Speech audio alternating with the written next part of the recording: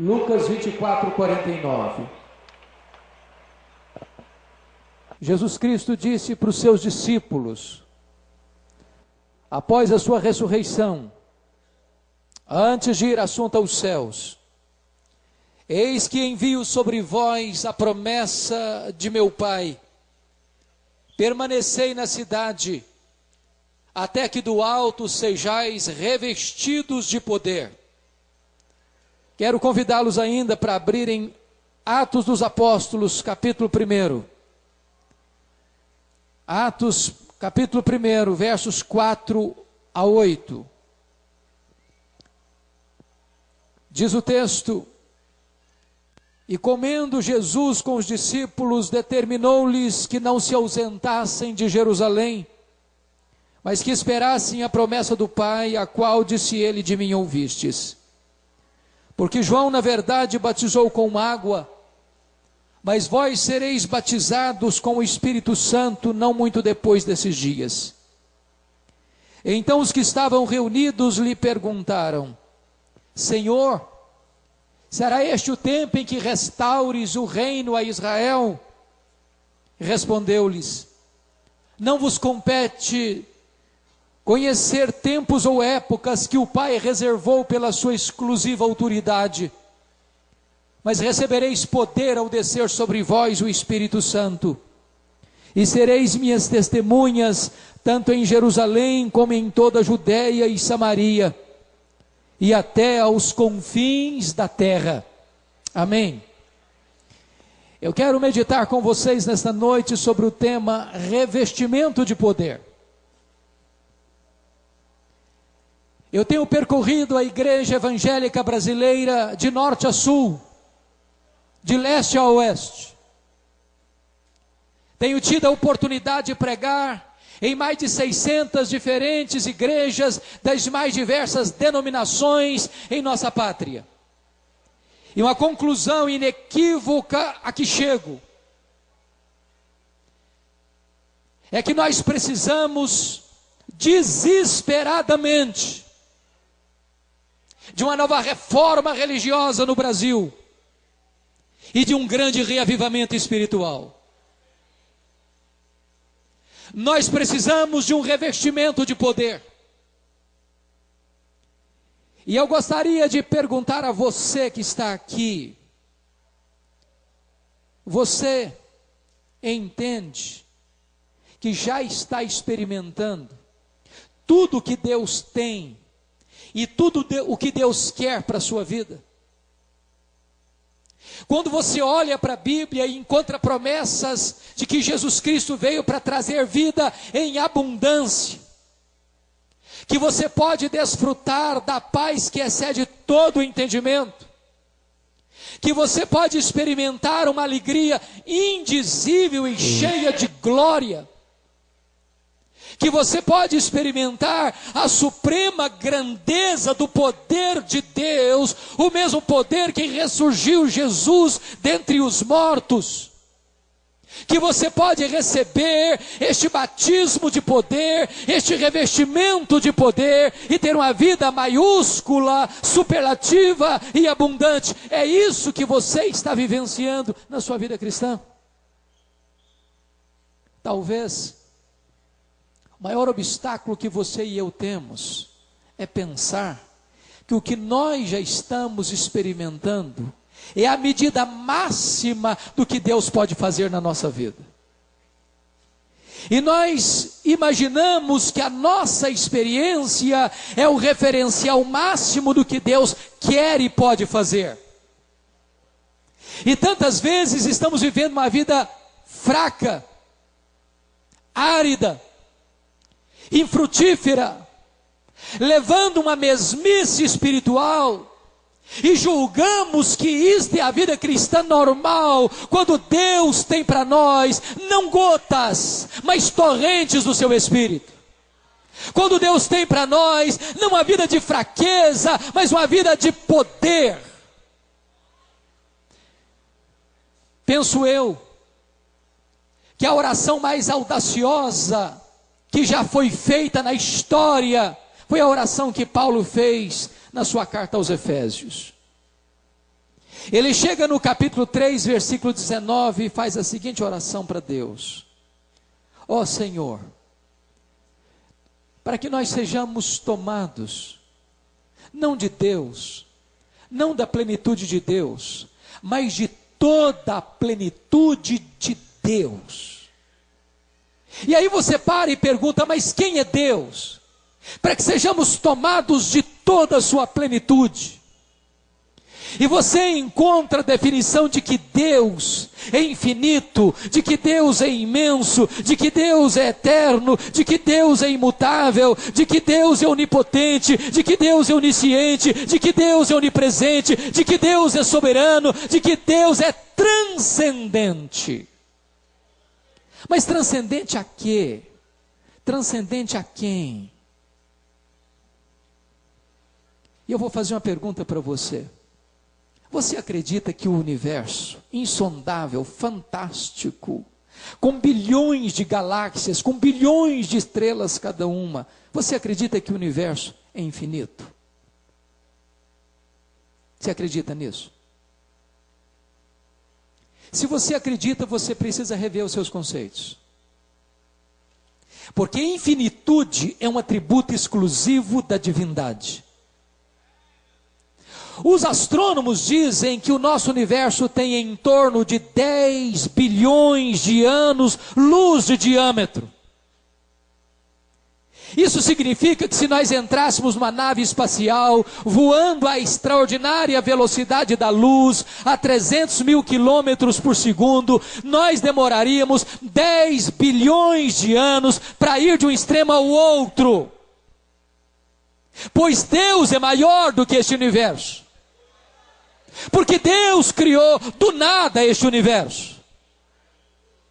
Não há uma partícula sequer de molécula em todo este vasto universo onde Deus não esteja presente e onde não seja Ele o Senhor.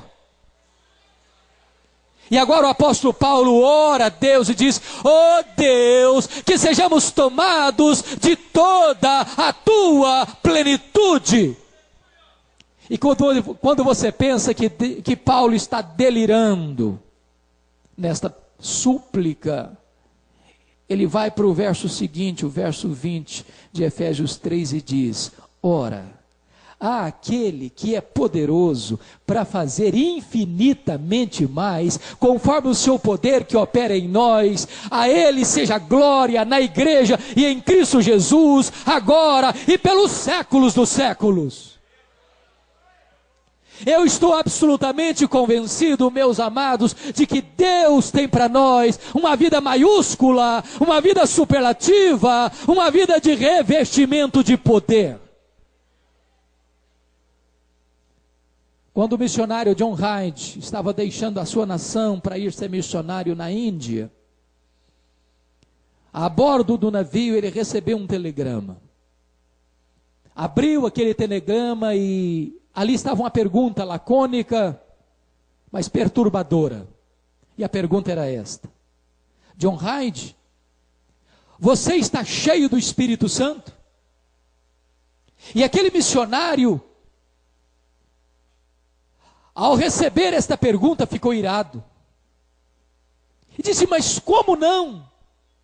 Eu estou deixando a minha pátria, eu estou deixando a minha cidade, eu estou deixando a minha parentela, eu estou deixando a minha igreja, eu estou indo para um país pobre, de tantas doenças endêmicas, de tantas culturas e divindades. Como não estou cheio do Espírito Santo?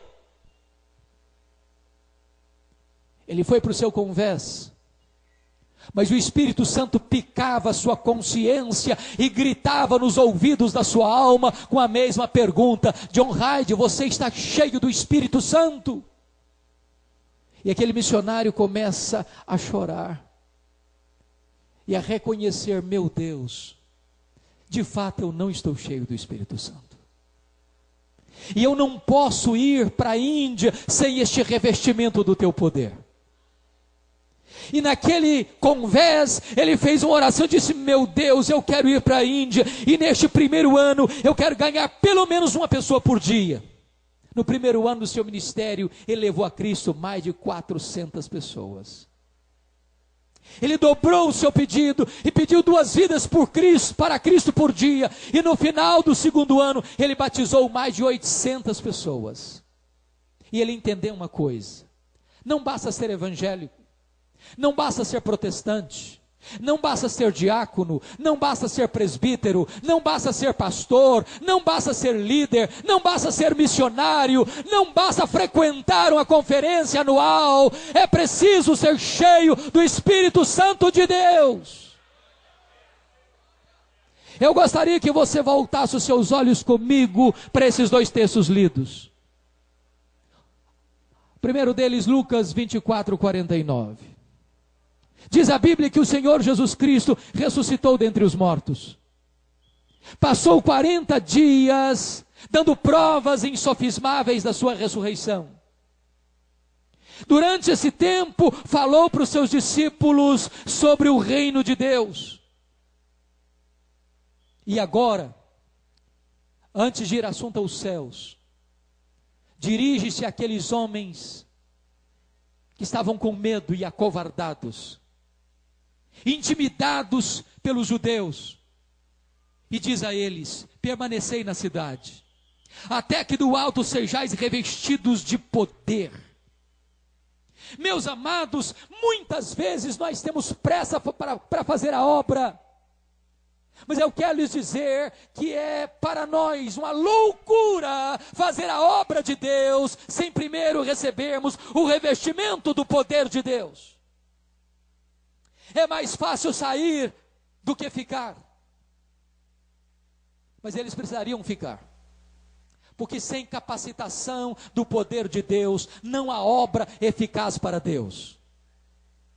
Primeiro, o Senhor Jesus envia o Espírito Santo para a igreja, e só depois Ele envia a igreja para o mundo. E como é que deveria ser essa espera? Em primeiro lugar, deveria ser uma espera obediente. Permanecei na cidade. Por que permanecer em Jerusalém? Porque em Jerusalém foi o lugar do fracasso deles. Em Jerusalém eles negaram a Jesus. Em Jerusalém eles fugiram covardemente. Em Jerusalém, Pedro negou, jurou e blasfemou que não conhecia Jesus. Em Jerusalém, Jesus Cristo passou pela humilhação de ser cuspido pelos homens, de ser açoitado pelos soldados e de ser pregado naquele leito vertical da morte. E no mesmo palco da queda seria o palco da restauração, o mesmo lugar do fracasso seria o lugar da vitória, o mesmo palco da humilhação deveria ser o ambiente da glorificação de Jesus. Mas em segundo lugar, esta espera precisaria ser uma espera perseverante. Notem, permanecei na cidade até que. Não é permanecer 10 dias, não é permanecer 1 mês, é permanecer até que os céus se rasguem e o Espírito Santo desça. É permanecer até que a promessa do Pai se cumpra. É permanecer até que o poder chegue. É permanecer até que o batismo do Espírito Santo aconteça. É permanecer até que do alto eles sejam revestidos de poder. Amados irmãos, a igreja precisa perseverar em esperar e em buscar o revestimento do Espírito Santo de Deus. Nós não podemos fazer a obra sem o poder do Espírito. A igreja não realiza a obra de Deus sem o Espírito. Fazer a obra de Deus sem o Espírito é a mesma coisa que tentar derrubar uma árvore com o cabo do machado. Vai ter muito trabalho e nenhum resultado, ou pouco resultado.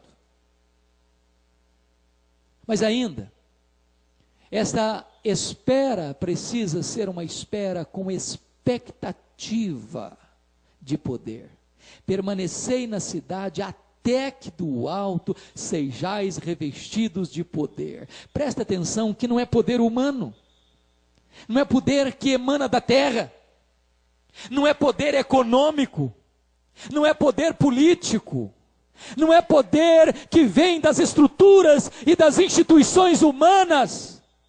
É poder do alto, é poder do céu, é poder do Espírito Santo de Deus.